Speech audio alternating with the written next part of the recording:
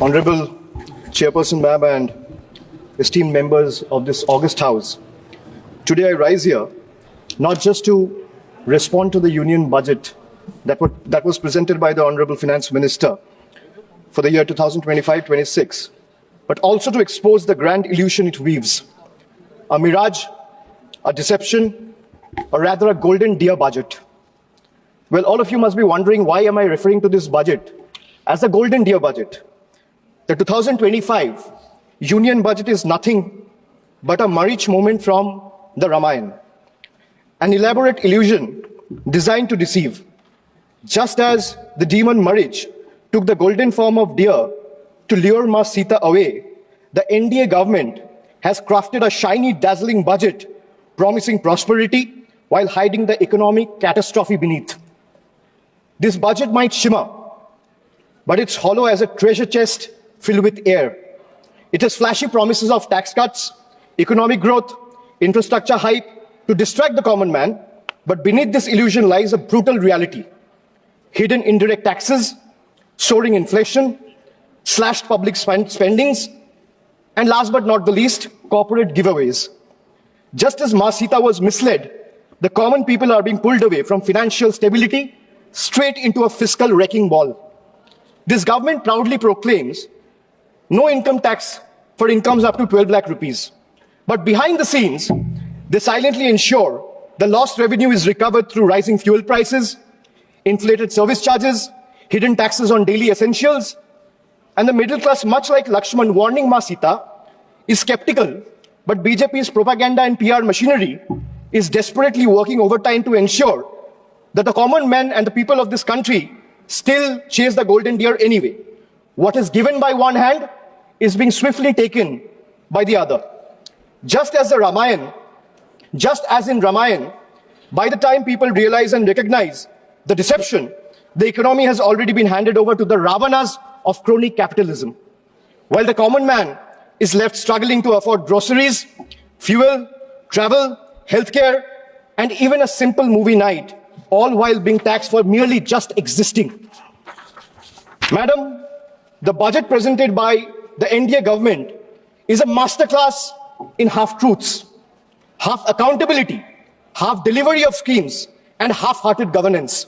From half-built houses under PMAY to half-achieved farmer income targets, the government continues to sell dreams while delivering only fragments of reality. Infrastructure projects remain half-finished, welfare schemes reach half the beneficiaries, and their failed economic policies cater to half the population, leaving the rest in uncertainty. This is not a vision for developed India. It's a half-baked agenda wrapped in propaganda. Make no mistake, much like demonetization, GST, and the draconian farm laws, the full extent of devastation will only be visible when the smoke clears. I'll start with half-truths. So the NDA government in Maharashtra launched the Ladki Behan. Ma'am, the NDA government in Maharashtra launched the Ladki Behan DBT scheme for women in Maharashtra just before the assembly elections last year to use it as a political bait. Now with the elections over, they have conveniently started scrutinizing beneficiaries, thus removing 60 lakh women from the scheme. This is yet another Jumla running deep in your veins. And people see through this betrayal and they are watching. Another betrayal, ma'am.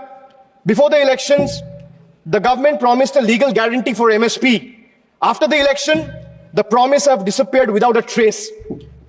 Madam Finance Minister is here and I'm glad she's present in the House.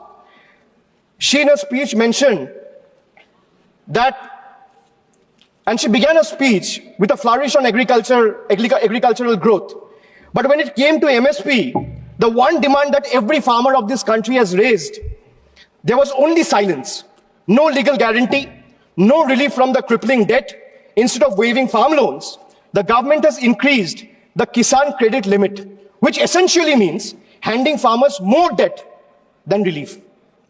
Since 2014, and whatever data I'm quoting in the House, if the chair wants, I'll lay it on the table of the House before tonight. Ma'am, since 2014, in the last 10 years, there have been 1 lakh farmer suicide. That's one suicide every hour. These aren't just numbers. They're a grim reminder of a system that abandons those who feed the nation while they conveniently feed lies to the entire country. They boasted of digital India, but conveniently ignore the dire state of our schools. While flashy slogans flood social media, the harsh reality is PM Poshan remains stagnant, leaving millions of children without nutritious food. More than 50% of the children under the age of 5 suffer from chronic malnutrition, with 17% underweight, 36% stunted, and 6% wasted. A crisis screaming for attention.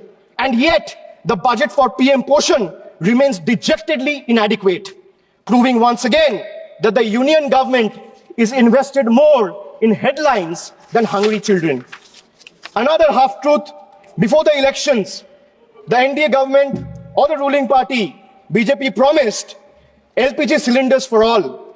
But in reality, 1.2 crore households, I repeat the figure, 1.2 crore households could not afford even a single refill in 2022-23 because of their exorbitant price hikes.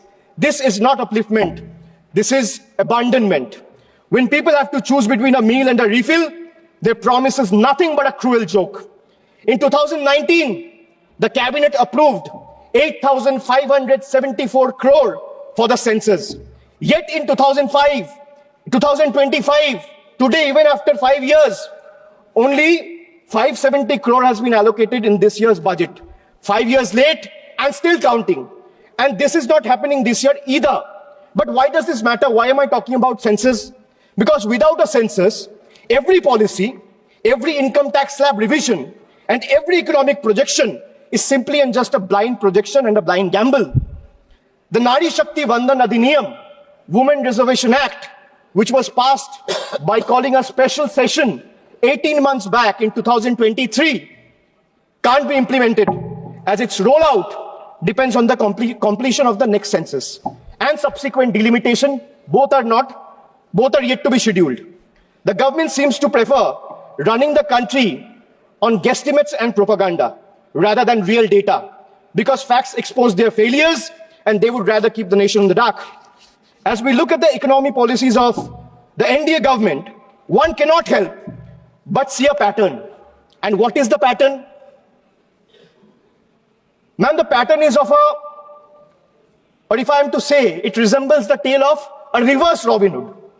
What is a reverse Robin Hood? We know the story of Robin Hood, taking from the rich and giving to the poor. BJP has mastered the art of taking from the poor and giving it to the wealthy elite. So reverse Robin Hood. For instance, I'll give you an example. For instance, the waiving of corporate loans worth thousands of crores using taxpayers' money, while poor farmers struggling with small debts are left to suffer. The government claims to have no money to increase subsidies on essential commodities, yet it slashes corporate tax rates, giving billionaires an even bigger slice of the pie. This is not economic justice. This is economic favoritism at its worst. Then I talk about, or rather I'll come to half federalism. You know, all the members sitting in this house have never heard of this phrase. This is a phrase that I've coined. Half federalism.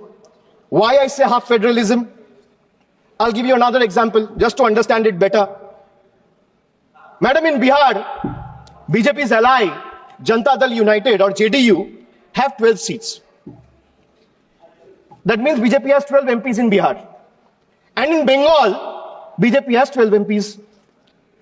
BJP is in power in Bihar and BJP is not in power in Bengal. So Bihar gets bonanza, Bengal gets blockade. This is half federalism. Madam, not a single meaningful financial allocation has been made for the state of Bengal. This is a Bangla Birodhi budget. 1.7 lakh crore is still due to the state of West Bengal under various heads. This is a deliberate financial blockade, a calculated move to stifle Bengal's growth, prosperity and development. Bangla খবর, আপনার রাজনীতি, আপনার আওয়াজ।